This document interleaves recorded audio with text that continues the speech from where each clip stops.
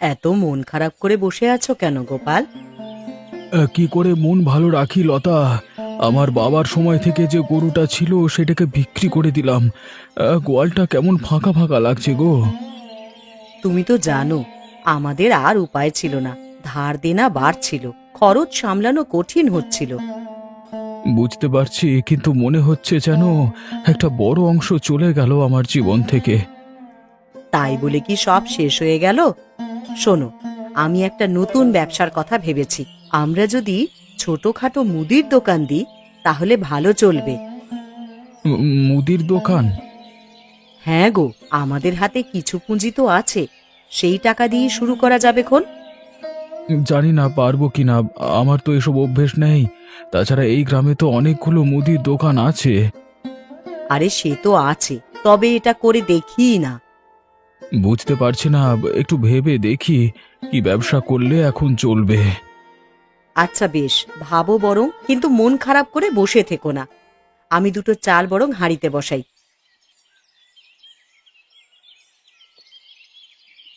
হ্যাঁ গো, শুনছো?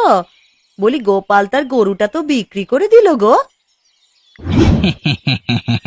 হ্যাঁ, শুনেছি খুব ভালো হয়েছে। এই বহুদিন ধরে ওর ওই গরুটা দেখে আমার গায়ে জ্বালা ধরতো। এবার দেখি গোপাল কি করে। কিন্তু নগেন, আমি ভাবছি গরু বেচার টাকাটা দিয়ে ও নিশ্চয়ই কিছু করবে। করবে তো করবে, করুক না, ওর ভাগ্যে কপালে কিচ্ছু নেই। আমি কিন্তু ঠিক ততটা নিশ্চিত নই।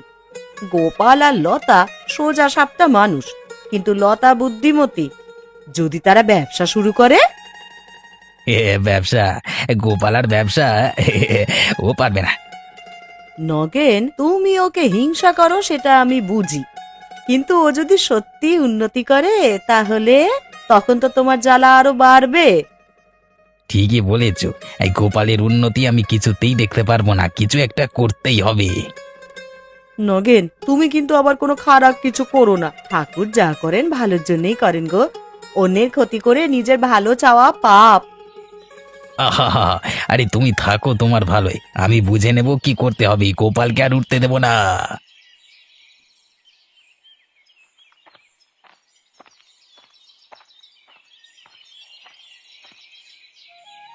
আরে বুড়ি, সকালবেলায় কি হাওয়া বদল হলো যে এইদিকে এলে? হাওয়া বদল নয় গো বাবু, তোমার সঙ্গে একটু কথা বলতে এলাম। আরে বলো বলো, তোমার নাতনির কি খবর? কেমন আছে কল্যাণী? তা ভালোই আছে বাবু, স্কুলে পড়াচ্ছে, গ্রামের মেয়েদের লেখাপড়া সুযোগ করে দিচ্ছে। সবাই বলে ওর পড়ানো নাকি খুব ভালো। বাহ, খুব ভালো কথা। একটা মেয়ে নিজের চেষ্টায় রোজগার করছে, সমাজের জন্য কাজ করছে, এটা তো খুব গর্বের ব্যাপার। হ্যাঁ বাবু, আমি গরিব মানুষ, কল্যাণী না থাকলে আমার যে কি হতো তা জানি না। খাবারও জুটতো না, আর ওষুধের টাকাও থাকতো না। ওই আমার ভরসা, দিন রাত পরিশ্রম করে আমায় ঠিক দেখে রাখে। এমন নাতনি পাওয়া ভাগ্যের ব্যাপার বুড়ি। ওর মতো মেয়েই আমাদের সমাজের আসল গর্ব। ওর জন্য কোনো দরকার হলে আমাকে বলো, কেমন? তাই বলছো বাবু? আমি জানি তুমি খুব ভালো মানুষ, এই গ্রাম তোমার জন্যই ঠিক মতন চলে গো। আমার কল্যাণী যেন আরো ভালো করতে পারে, তুমি ওকে সেই আশীর্বাদই করো। আমার প্রাণ ভরে আশীর্বাদ রইল ওর জন্য। কল্যাণীর মতো মেয়েরা থাকলে এই গ্রাম একদিন অনেক উন্নতি করবে।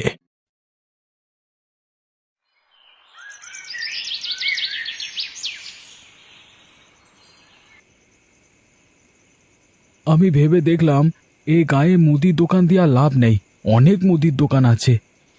তাহলে কি করবে? কিছু তো একটা করতে হবে।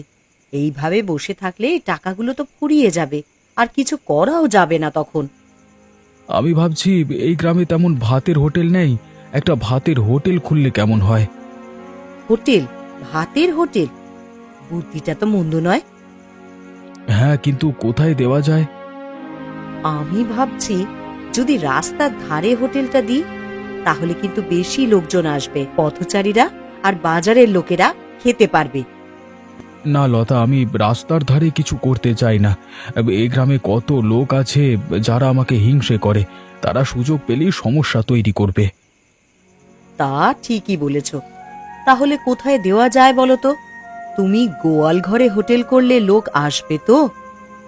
আরে আসবে আসবে, এখানে আমাদের পরিচিত লোকজন খেতে আসবে। আমাদের খাবার ভালো হলে নাম ছড়াবে, তখন নিজেরাই আসবে। ঠিক আছে, কিন্তু এত সহজও নয়। হোটেল চালাতে হলে অনেক খরচ আছে। তেল, মশলা, চাল ডাল সব হিসেব করেছো তো? সব ভেবে দেখেছি। প্রথমে কম খাবার দিয়ে শুরু করব, ধীরে ধীরে যখন জমবে তখন বড় করব। তা তুমি যখন এতটাই ঠিক করে ফেলেছো, তখন আর কি বলি। কিন্তু যদি না চলে, যদি আমাদের টাকাটা ডুবে যায়? আমি চেষ্টা না করে হার মানতে চাই না লতা, দেখো একদিন ঠিক সফল হব আমরা।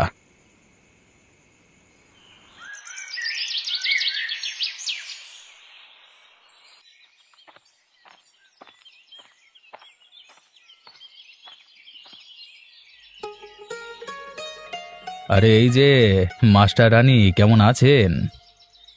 ভালো আছি। কিছু দরকার? হ্যাঁ হ্যাঁ গো, নগেন কাকার বাড়িটা কোন দিকে? নতুন এসেছি তো, তাই একটু গুলিয়ে যাচ্ছে।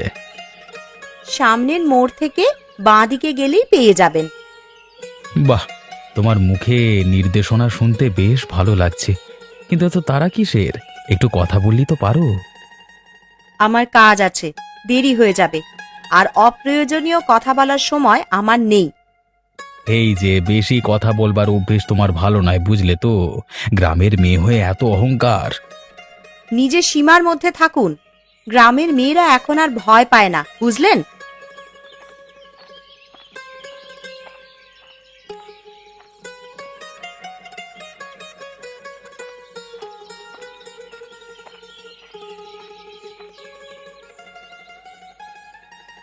অবিনাশবাবু, একটা খবর জানেন?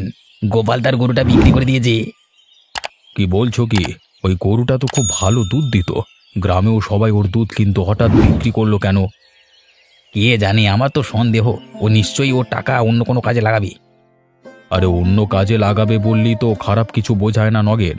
হয়তো ওর কোনো দরকার ছিল। গোপাল সৎ মানুষ, অন্যায় কিছু করবে না। বাবু, আপনি বোঝেন না। গরু বেচে এখন যদি কিছু ব্যবসা ট্যাবসা করে তাহলে তো গ্রামের ভারসাম্য নষ্ট হবে। সবাই যার যার মতো বড় লোক হতে চাইলে হবে? হ্যাঁ নগেন, গ্রামের মানুষ উন্নতি করলে তাতেই গ্রামের ভালো হয়। গোপাল যদি কিছু করতে চায়, আমি তাকে সমর্থন করি। আপনি বরাবর গোপালের পক্ষই নেন, কিন্তু আমি ওকে দেখতে পারি না, বুঝলেন? ওকে আমি কিছুতেই উঠতে দেব না। নগেন, হিংসা মানুষকে ছোট করে। গোপালের ভাগ্যে যা আছে তা ও পাবেই। তুমি অন্যের ক্ষতি না ভেবে নিজের ভালো নিয়ে ভাবো।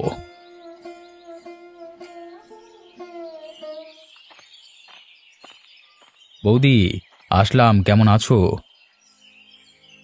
আরে, তুমি হঠাৎ এখানে? নগেন তো বাড়িতে নেই।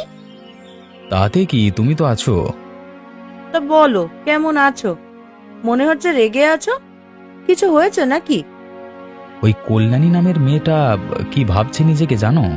আজকে সকালে রাস্তার মোড়ে আমাকে অপমান করলো। আমি তো জানতামই। মেয়েটার ভদ্রতার মুখোশ অনেকদিন আগেই খুলেছে। গ্রামের সামনে ভালো সাজে, আর ভেতরে কিরকম তেজ তা তো আমি জানি। বৌদি, ওকে আমি ছাড়বো না। এমন শাস্তি দেব যে জীবন ভর মনে রাখবে। তোমার রাগ আমি বুঝি, কিন্তু তবুও সাবধানে থেকো। অবিনাশ বাবু ওর দিকেই আছে, আর পুরো গ্রামও কিন্তু ওকেই সমর্থন করে। আমাকেও চেনে না গ্রামবাসী। আমি যা চাই সেটা করে ছাড়ি। ওই মেয়েটাকে দেখে নেব আমি।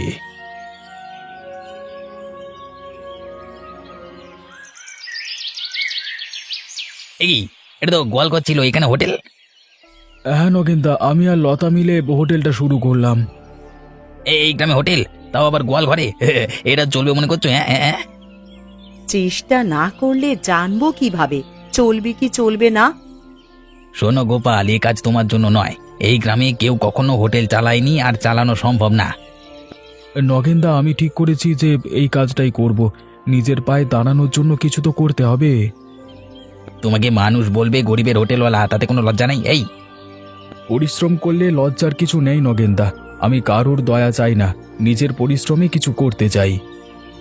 কিন্তু আমি এটা হতে দেব না। আপনি আমাদের সিদ্ধান্ত থেকে পিছু হটাতে পারবেন না নগেনদা।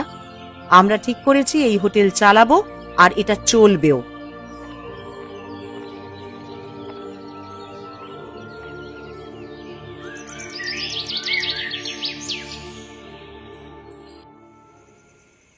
কি বললি? আজ সকালে ওই অভিজিৎ তোর সঙ্গে দুর্ব্যবহার করলো? হ্যাঁ ঠাকুমা, সে খুব বাজে ইঙ্গিত করছিল, কিন্তু আমি চুপ করিয়ে দিয়েছি। মাগো, এ তো খুব খারাপ হলো দেখছি। ওই ছেলে ভালো নয় রে, তার চোখ মুখেই কুচক্রিতা ভরা। তুই তার সঙ্গে তর্ক করলি কেন রে? ঠাকুমা, অন্যায়ের সঙ্গে চুপ করে থাকার মেয়ে আমি নই। সাহস নিয়ে বাঁচতে হবে, বুঝলে? মেয়েরা বেশি কথা বললে সমাজের লোকে মেনে নেয় না রে। আর নগেনের মতলবও তো ভালো না। ওরা তোকে কিছু করলে? ওরা কিচ্ছু করতে পারবে না ঠাকুমা। অন্যায়ের বিরুদ্ধে লড়াই করতে গেলে ভয় পেলে চলবে না। আমি একজন শিক্ষিকা, সমাজে মেয়েদের এগিয়ে যাওয়ার শিক্ষা দিচ্ছি। আর নিজেই যদি ভয় পাই, তাহলে ওদেরকে কি শেখাবো বলো তো? তুই ঠিকই বলিস মা, কিন্তু তোর জন্যে আমার বড্ড চিন্তা হয় রে। তুমি দুশ্চিন্তা করো না ঠাকুমা, অন্যায়ের ভয় পেলে ওরা আরো সাহস পাবে। আমি জানি কিভাবে লড়তে হয়।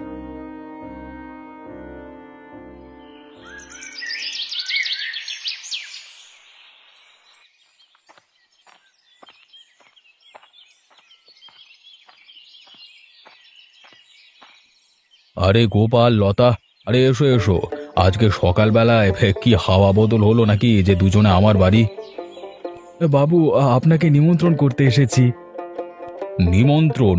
কিসের নিমন্ত্রণ? আমরা হোটেল খুলেছি বাবু, তাই আপনাকে প্রথম নিমন্ত্রণ জানাতে এলাম। কি বললে? হোটেল? হঠাৎ এই সিদ্ধান্ত নিলে কেন?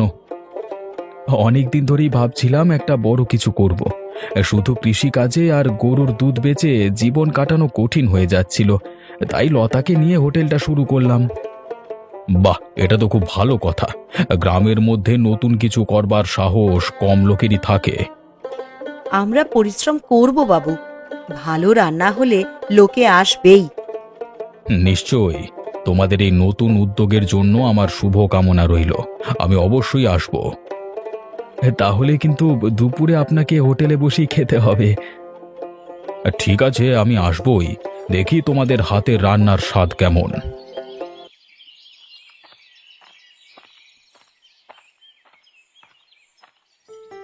এই যে মাস্টার মশাইনি, আজ তো বেশ সাহেব বিবির মতো হাঁটছো। কোথায় যাত্রা? অভিজিৎ বাবু, আপনার কোনো কাজ নেই? অযথা রাস্তার মাঝখানে দাঁড়িয়ে সময় নষ্ট করছেন কেন? আরে আমি কি আর এমনি দাঁড়িয়ে আছি?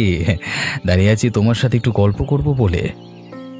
গল্প করার জন্যে ভদ্রতা দরকার, আর সম্মানও। ভদ্রতা? সম্মান? তুমি কি বলতে চাইছো? আমি অভদ্র? অভদ্র হওয়া কেবল ব্যবহারে নয়, চিন্তাধারাতেও প্রকাশ পায়। অন্য কাউকে ছোট করার অভ্যাস থাকলে সেটা নিজের ছোট মানসিকতারই পরিচয় দেয়। আসলে আমি ভুল করেছিলাম, তাই না? ভুল বোঝার জন্য যদি সচেতন হও, তাহলে তুমিও ভুল শুধরাতে পারবে। আমি আসলে সেদিনের ব্যবহারের জন্য দুঃখিত। সত্যি বলতে আমি বুঝতে পারিনি তোমাকে কষ্ট দিচ্ছি আর কি। দেরিতে হলেও বুঝতে পারা ভালো। আশা করি ভবিষ্যতে তুমি নিজের কথাবার্তায় সচেতন থাকবে।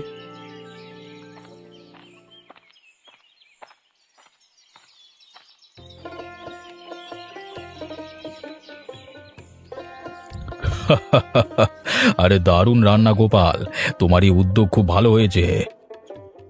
ধন্যবাদ বাবু, চেষ্টা করছি সবাইকে ভালো কিছু খাওয়ানোর। আপনাকে আমাদের হোটেলের প্রথম অতিথি হিসেবে পেয়ে খুব ভালো লাগছে।